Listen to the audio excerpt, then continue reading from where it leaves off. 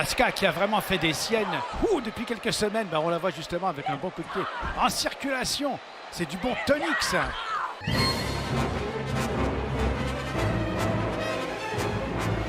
Oh, salut à tous, c'est Sturi. Dans la nuit du dimanche 23 au lundi 24 août, c'était le show le plus chaud de l'été, SummerSlam. Le moment de savoir qu'est-ce qui s'est passé avec, en fin de vidéo, un petit mot sur WWE Monday Night Raw. Hey, salut, c'est le Sturi du futur, hein. Ouais, ça va. On va parler de Monday Night Raw tout à l'heure, hein. Ça va et vous? Un Monday Night Raw, bien entendu, qu'on débriefera dans le détail ce mercredi 26 août dès 20h pour le retour de 3CFM en compagnie de Ludivine et Flo. Et une chouette annonce en fin de vidéo qui vous confirmera plus que jamais que c'est celle catch est de retour. Et bien entendu, si vous ne l'avez pas encore fait, abonnez-vous pour ne rien rater, activez la cloche, mettez des pouces bleus, lâchez des coms pour le référencement. Et bien entendu, merci à tous les autres soutiens. Pour WWE, nous avait fait une promesse qui était d'ailleurs le slogan du show, vous ne le verrez pas venir. Quoi? Mais qu'est-ce qu'on va pas voir venir? Ça, Michael Cole a dû nous le répéter 1 milliard de fois. Et en effet, la fin de SummerSlam, on l'a pas vu venir. Peut-être pour ça que Vince McMahon était si confiant, tu vois, à propos du show. Bon, à partir de ce soir, on inverse la tendance, les mecs. Je veux qu'on fasse le buzz. À quoi, le Thunderdome? Bah, c'est joli. Voilà, on a mis les lasers, les fans en webcam. C'est une idée que j'ai piquée à des Français, d'ailleurs. Comment il s'appelle? Niep Wrestling quelque chose. Voilà. Restez connectés sur vos webcams. Bah, il le disait. Restez branchés sur votre webcam pour pouvoir voir la suite des aventures de Vic et de Raziel. Du coup, on connecte tout le monde sur sa webcam, voilà. Bon, il y a des mecs qui dorment, il y a des Pikachu, voilà. Mais au moins, l'expérience, elle est authentique, hein? Oui, on les briefe un peu, oui, mais elle est authentique, je t'ai dit, voilà, tu contredis pas papa. Et puis, on a une surprise à la fin, bah oui, voilà, comme ça, la confiance, on la retrouve, voilà, pas comme le PSG. Oula, la confiance. C'est drôle ça. Et en effet, je voulais commencer ce qu'est-ce qui s'est passé par un retour sur l'expérience Thunderdome. Lors du Super Kick-Off, vous aviez été quelques-uns à manifester votre inscription à cette expérience unique que propose WWE afin d'assister au spectacle en direct, mais en respectant évidemment certaines conditions. Pas de gestes obscènes ou déplacés, évidemment, pas de promotion concurrentielle, les t-shirts la Elite Wrestling, vous oubliez, pas de tabac, pas d'alcool, comme vous vous en doutez, mais on en sait un petit peu plus sur l'expérience live et je tenais à remercier Bastien pour son compte-rendu que je m'en vais vous lire. Après s'être inscrit sur le site de WWE, tu as un lien qui t'est envoyé par mail et qui ne peut être utilisé qu'une fois. Dans ce mail, tu reçois l'heure exacte à laquelle tu dois te présenter. Mon call time était à 2h15 du matin, mais je n'ai su rentrer que vers 2h35 après de multiples refresh de la page internet. Une fois dedans, tu as le show avec un grand écran, avec ta caméra en bas à gauche. La qualité de la vidéo proposée dans le Thunderdome est médiocre, mais acceptable. En revanche, la qualité sonore est affreuse. J'avais l'impression d'entendre le show depuis un talkie-walkie. Quand un catcheur fait son entrée, un homme à la régie nous parle et nous demande d'applaudir ou de montrer notre mécontentement face à ce dernier. Pour donner un exemple, lors de l'entrée du Fiend, il nous a été demandé de l'applaudir, mais il se peut aussi que pour certains catcheurs, il ne nous oblige pas à l'applaudir ou à le huer. Nous devons juste montrer notre propre ressenti envers lui. J'ai vu également des réactions de gens qui disaient que dans leur session du Thunderdome était de 15 à 30 minutes, mais pour ma part, quand je suis rentré vers 2h35, j'ai su rester jusqu'à la fin du show. C'est-à-dire que j'ai pu regarder gratuitement Dominic contre Seth Rollins, Asuka contre Sasha Banks, Drew McIntyre contre Randy Orton et le Fiend contre Braun Strowman. Encore un grand merci à Bastien pour ces détails et bien entendu si vous avez vécu l'expérience, n'hésitez pas à nous en faire part dans la section commentaires, qui je le rappelle reste forte pour le référencement. Bon, vis-à-vis du retour de Bastien, je trouve ça assez cool, tu vois, comme expérience, permettre de voir le show gratuitement, même si vous n'êtes pas abonné au WWE Network. Bon, ok, la qualité est pas au rendez-vous. D'ailleurs, j'ai trouvé que la technique était bien meilleure pour cette expérience SummerSlam que celle de SmackDown. Le turnover était pas mal entre les différentes personnes, et même si WWE a recours à un chauffeur de salle, enfin, on devrait plutôt dire un chauffeur de webcam, on retrouve quelques réactions authentiques, et ça ne peut, je pense, que s'améliorer. On s'en reparle après. Cependant, et c'est mon point noir concernant cette nouvelle expérience, le bruit d'ambiance rajouté au montage prive terriblement l'action d'authenticité. Et même si WWE ne force pas comme il l'avait fait avec Edge et Orton, avec des This is Awesome ou des Fight Forever, l'absence de réaction sur des moments clés ou le recours à de gros applaudissements pour une rest hold, tu vois, ça le fait pas trop. Tiens, regarde, il y a Orton qui se gratte la tête là, vas-y, mets des applaudissements. Un point très positif en revanche, 3 heures de show, toujours d'aussi bons clips de présentation, les entrées des catcheurs paraissent bien plus colossales dans cet environnement. Je ne sais pas si vous avez revu récemment WrestleMania 36, mais on a clairement, tu vois, un bond en avant qui est terrible et très encourageant pour la suite. Commençons, comme d'habitude, avec le match que personne ne regarde, le kick-off. Apollo Crews conserve le championnat des États-Unis contre MVP, 6 minutes 30, voilà. Quand tu penses au temps d'antenne hallucinant qu'ils ont accordé à cette storyline, mais bon, on va se retrouver dans le kick-off, voilà, dans un match en plus qui est lambda. c'était bien, c'était passable. Voilà, 2 étoiles pour l'effort. Et encore, je sublime, tu vois, ces 2 étoiles par l'excellent aftermatch où Apollo Crews, il a fait une double esquive fantastique, hein, pour... ah ouais, tout le monde l'a attaqué, double esquive, le mec digne des plus grandes parties de chat glacé, hein, le mec champion du monde. Toujours dans le kick-off, bien entendu, un au revoir à Renee Young, hein, qui officialise son départ de WWE. Elle aura sûrement une clause de non-compétition pendant quelques jours, hein, probablement les 90 jours habituels. Je m'attends pas pour autant à la revoir dans le monde du catch. Je pense qu'il y a plus d'approche du côté de Fox Sports ou d'ESPN. Elle a cependant été superbe pendant tout son run, hein, et nous ne pouvons que la remercier. Merci Renee Young. La carte principale qui débute avec Bayley qui défend le championnat Women de SmackDown contre Asuka. Et là déjà, première grosse information, les 2 combats d'Asuka ne s'enchaîneront pas puisque Sasha Banks est pas en tenue, hein, quand elle accompagne Bayley, tu comprends qu'elle l'affrontera plus tard dans la soirée. Un excellent opener de 11 minutes, un super timing et une chouette chimie entre Asuka et Bayley, peut-être leur meilleure confrontation à ce jour qui se conclut par une distraction de Sasha Banks qui va permettre à Bayley de verrouiller un small package, conserver son championnat de SmackDown et un solide 3 étoiles pour débuter, et une Sasha Banks dans l'aftermatch qui va évidemment s'empresser d'attaquer Asuka pour l'affaiblir. Oui, c'était bien, c'était très bien.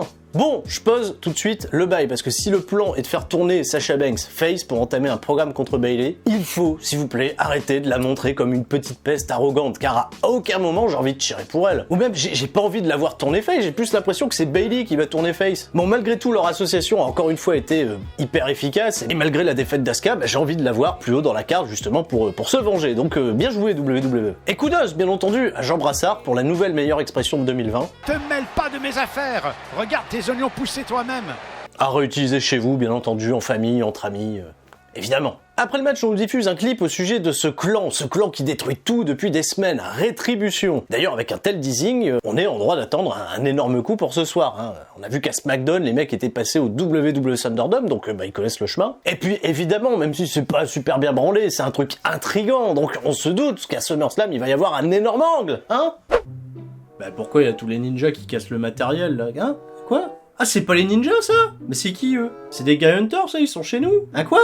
C'est Rétribution? Ah, bah non, pas ce soir. Ah bah non, j'ai mon énorme surprise à la fin. Comment ça va être d'autres trucs? Donc là, tous vos conneries, là, les antifas, là, les bagarres en sous-sol avec Shane McMahon, on n'a pas le temps, les mecs. Pas ce soir, non. Bah on les fait revenir plus tard, attends, bah je sais pas, moi, quand on les fait revenir, là, j'ai pas mon agenda, là, c'est quoi, lundi, qu'est-ce qu'on fait lundi? Ah oui, le gros, là, Hunter, là, Kisly, c'est pas un nom, ça. Donc tu me les fais revenir vendredi? Vendredi, c'est bien. Ah bah non, il y a ma surprise, voilà, qui revient, parce qu'elle est ce soir, mais elle est aussi vendredi, ma surprise. Bah mais le vendredi, voilà, et dimanche chez Payback. Eh ben tu fais patienter, tu mets ça avec, je sais pas moi, le hacker, voilà, le hacker. Tu sais où c'est le hacker? Voilà, c'est dans ton cul au fond à droite, voilà, rangé à côté de la cage d'Eric Rowan avec toutes les idées à la con.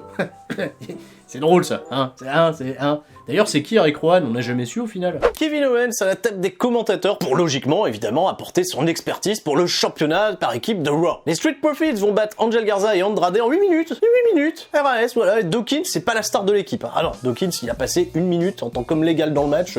Tout est braqué sur Montesford. Bon, d'ailleurs, Montesford, il faut qu'on parle, là, parce qu'il commence à me faire flipper. Un niveau bump, Bon, il a dû prendre cher pendant le match, je sais pas sur quel move, etc. Mais quand tu vois sa dernière ascension, tu vois sur la 3ème corde avant de porter son frog splash là en tournant, il fait un peu flipper. Et puis très peu de hits dans le match, malgré là aussi un temps d'antenne considérable à Raw pour vendre le match avec des tentatives d'empoisonnement. C'est même pas les tentatives, il y a Zelina Vega, elle empoisonne ses adversaires. Oh bah elle fait comme ça elle. Tu vois, des Bachelorette, Bianca Belair pas là, Bachelorette pas là. Un match, attention, honnête quand même, mais à des années-lumière en niveau de storytelling. Là, on aurait pu s'attendre à bien mieux, mais je sais pas, 1 étoile et demie, voilà, pour être poli, je m'attendais à bien plus, c'était décevant. Ah, et merci Kevin Owens, bien entendu, qui nous annonce qu'Aleister Black sera l'invité du Kevin Owens Show demain à Raw. Ah, oulala, le retour avec l'homme à l'œil manquant. Encore un. Oh, les yeux.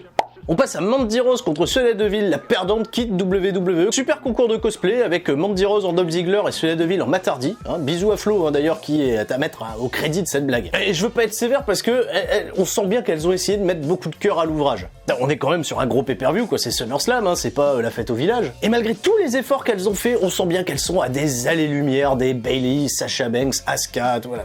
Et même elles sont très très loin de tout le roster NXT, c'est pour vous dire. Bon, comme le combat précédent, tu vois, je vais mettre 1 étoile et demie, mais cette fois-ci pour des raisons mais totalement différentes. Dans le match précédent, voilà, l'exécution était cool, mais le storytelling était totalement aux fraises. Là, c'est un peu tout l'inverse. Il y a une idée d'histoire qui est racontée, évidemment, mais en termes d'exécution, c'est loin d'être fameux. Je réfléchis juste, est-ce que Mandy Rose est toujours un projet WWE? Bon, on a appris dans le Wrestling Observer la raison pour laquelle on n'a pas eu le Air versus Air match qui était prévu initialement viendrait d'ailleurs de l'avocat de Sonya Deville au sujet de l'affaire, de sa tentative de kidnapping qui va passer au tribunal prochainement. Donc l'avocat il a dit tu te coupes pas les cheveux, on est bien sous tout rapport. Et en plus de ça, tu vois, bon, elle perd le match, Sonya Deville, ils en ont pas fait des caisses, tu vois, pour son départ. D'ailleurs, on a eu Mandy qui gagne le match et elle finit par célébrer avec Otis, tu vois, peut-être dans la pire version du Worm que j'ai vu. Mais elle sait pas, gros malaise, énorme malaise. Mais attention, Otis est à SummerSlam. Est-ce que c'est un écran de fumée ou pas pour la suite du show? Ah, c'est Otis qui a la mallette? Hein? Bah, elle est où la mallette? Elle est rangée? Derrière la cage d'Eric Rowan? On passe à un combat que j'attendais énormément. Les débuts de Dominic Mysterio contre Seth Rollins dans un Street Fight match. Un petit peu plus tôt dans le show, on a eu un angle où Dominic a demandé à son père de surtout pas s'impliquer pendant son match. Alors d'un côté, j'ai trouvé ça cool parce que ça évite tout simplement de faire un truc avec que des interventions. Et puis du sang que ça va rajouter du drama, tu vois, de voir Mysterio assister à son fils en train de se faire casser la gueule, tu vois, ça c'est bien. Et d'un autre côté, je me doutais bien que Rollins, lui, il allait pas donner la même consigne à Buddy Murphy, qui en effet est intervenu à quelques reprises. Donc, stratégie, ok, mais un peu con les Mysterio. Dominic, chouette outfit. Voilà, ils lui ont fait un truc qui a un petit côté super-héros. Il a 23 ans, mais j'ai vraiment l'impression qu'il en a 16. Et en fait, c'est super parce que ça fait de lui un putain d'underdog naturel. Et Dieu sait si j'aime les combats avec des underdogs dans lesquels l'histoire du match a son sens. Et sans déconner, je sais pas si on aurait pu faire mieux que ça. Bon, on voit que Dominic, il est super green. Il a zéro expérience. C'est son premier combat officiel et Rollins est un incroyable général du ring. Avec, et ça c'est important, cerise sur le gâteau, un super Rollins avec une tenue. Il portait une tenue inspirée de celle de Rey Mysterio à Halloween Havoc 97, tu vois, pour forcer un petit peu sur l'aspect provoque. Comme dirait un certain Vince McMahon, c'est du génie. Non, j'ai sincèrement adoré tous les aspects de ce combat, avec du drama, l'acting fantastique de Ray Ray, des babyface, des heels, pas d'œil, tu vois, en plastoc, là qui traîne, voilà, juste du catch avec des émotions, de la violence et la victoire de Rollins finale, qui se hisse un petit peu plus au rang de super vilain sadique de WWE. J'ai vraiment, sincèrement, adoré ce combat. Et j'ai pas peur d'ailleurs de lui donner un gros 4 écarts. Voilà, pour la forme, pour le fond, voilà, ça m'a vraiment beaucoup plu. Et mis à part, tu vois, la stipulation de l'œil écœurante, bon, on en a déjà parlé pendant Extreme Rules, mais c'est certainement ma storyline préférée de 2020. Et si la storyline se termine ici, j'espère que Seth Rollins aura des plans un petit peu plus hauts, à moins que Aleister Black, tu vois, revienne pour se venger, qu'on ait un match à payback et on verra bien. C'est pas à moi là? Et Dominic, je suis un peu intrigué, tu vois, de le voir un petit peu plus tard dans le roster principal. On sait jamais s'il est coaché par son père, une belle histoire, tu vois. J'adore les belles histoires, même quand elles finissent pas bien, tu vois, c'est toujours bien. Et bravo WWE véritablement pour ce super programme. Oh non, je pleure pas, non. Je regarde le youtubeur, là, tu sais, il dit qu'il a bien aimé le match. Ah bah je suis ému, Il est pas prêt, Oh non, il est pas prêt pour la tag team qu'on va faire avec Dominic ou Humberto Carrillo à 205 Live. Oh, c'est du génie. J'ai pas le droit de le dire pour le moment. Du nouveau dans la boutique de Cecil Catch, puisque s'ajoute désormais au traditionnel t-shirt des clans comme le Flow Moustache Mountain, le Cravache Club ou le News Theory Order, un magnifique t-shirt qui aidera les amoureux de TEW à patienter jusqu'à la sortie du prochain épisode. Total Extreme Wrestling Booking Addict. Stury, il sort quand d'ailleurs le prochain épisode? La boutique Cecil Catch, n'attendez plus pour être beau à la rentrée et...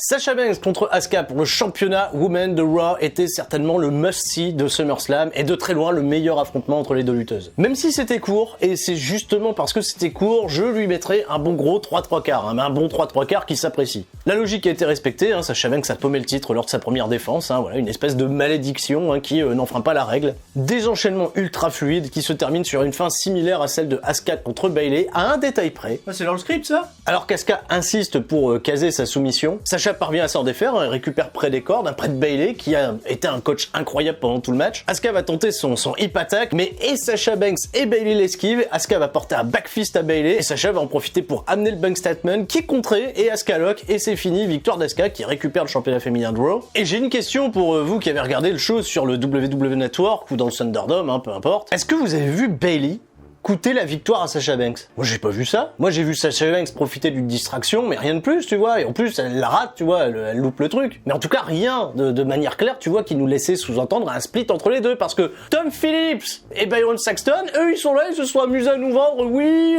Sasha elle s'est sacrifiée pour que Bayley elle garde son titre, c'est dégueulasse. Et là Bayley elle va coûter le titre à Sasha Banks. Mais bordel, c'est pas ce qu'on a vu. Bayley limite elle a rien fait de mal. C'est Sasha Banks, tu vois, dans la soumission qui crie Bayley, viens m'aider, etc. etc. Mais l'autre, elle vend le backfist, donc qu'est-ce que tu veux faire? Vous êtes sûr que c'était prévu comme ça à la fin? C'était ça le script? Hein, le script? Mais y a pas de script pour ça. Tu nous recouvres d'à quoi, la cousine de Snoop Dogg? On n'écrit pas de script, là, il se débrouille, voilà. Et puis moi, je fais les surprises. C'est à la fin, la surprise, je vous l'avais dit, il y a une surprise à la fin. Hein. Randy Orton challenge Drew McIntyre pour le championnat WWE avec la grande question. Est-ce que Randy Orton est motivé? Bon, je me suis dit, s'il prend le titre, il va être motivé parce qu'il est dans son élément, Randy Orton, et ben il prend pas le titre, mais il était quand même motivé.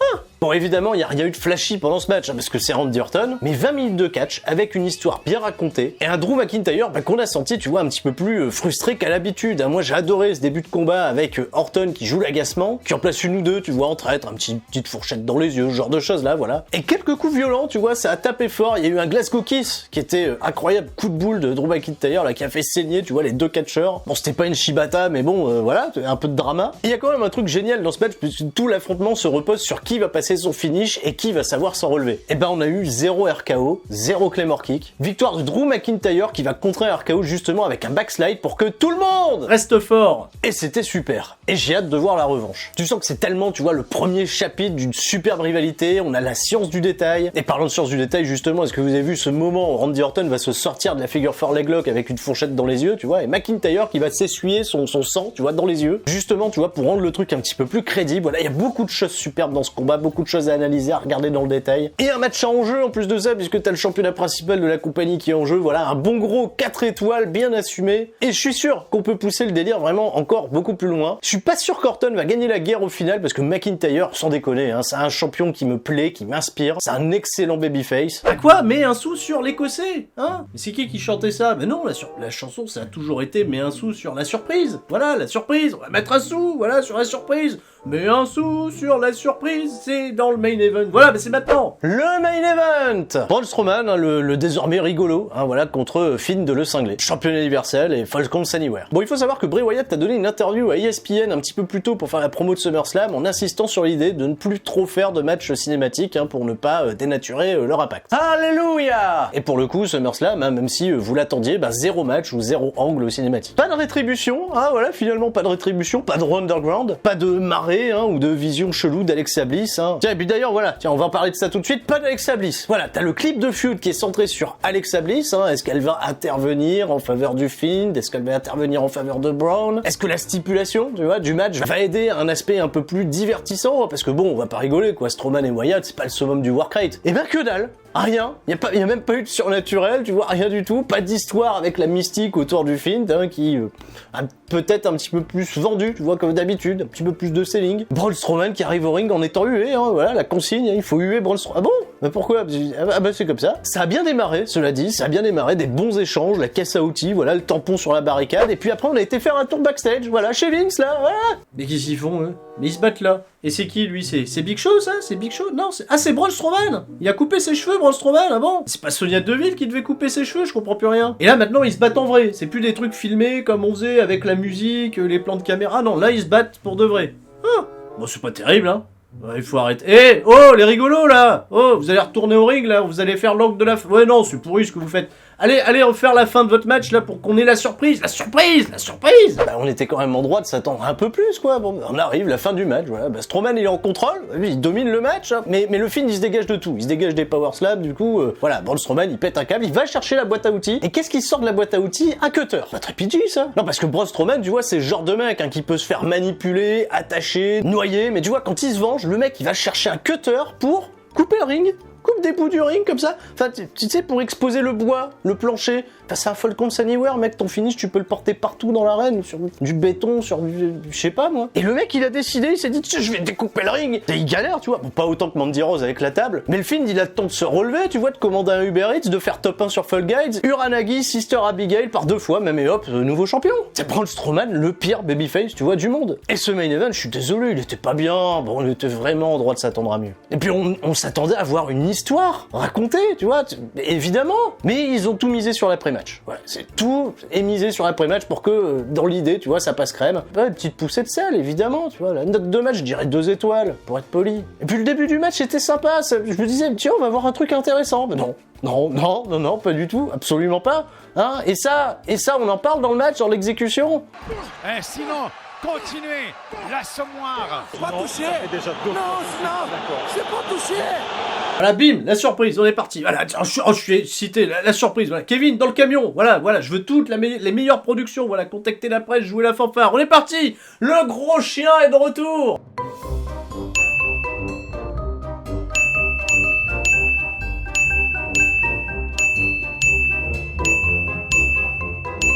Roman Reigns est de retour, il a attaqué le Fiend et Braun Strowman, il a un t-shirt un petit peu en esprit de celui de Stone Cold, hein, c'est-à-dire on fout le bordel et on s'en va. Super shape, hein, et sourire ultra bright, hein, on s'est refait les dents, pas mal. Un Roman Reigns qui est bien vénère, hein, qui fera, je pense, tellement de bien à cette division de SmackDown qui est en manque de star power. Hein, tu vois, ça c'est ce que j'aurais pu dire, hein, si la lucidité m'avait pas rappelé à l'ordre, et je trouve que le retour de Roman Reigns se fait dans un timing, mais alors totalement atroce. Et je sais que vous êtes déjà pas d'accord avec moi, mais je vais m'expliquer, hein. Déjà Roman Reigns revient pour sublimer un match qui est pauvre en contenu, qui aurait dû être le dénouement d'une saga entre Braun Strowman et Bray Wyatt qui dure déjà depuis 4 mois, hein, je vous rappelle, et j'ai vraiment le sentiment qu'on a terminé ça sur un truc bâclé. Roman Reigns contre le Fiend, c'est une affiche qui a été tellement protégée, avoir payback dans juste une semaine, va falloir trouver une pirouette méga astucieuse pour pas tomber dans la facilité avec un triple sweat qui sortirait de nulle part avec même pas une semaine de build-up. Une semaine! Et ces coups de chaise là, c'est quoi? Ça passe à des kills? Mais c'est non ça! Mais non! Pas touché. Non, c'est pas touché.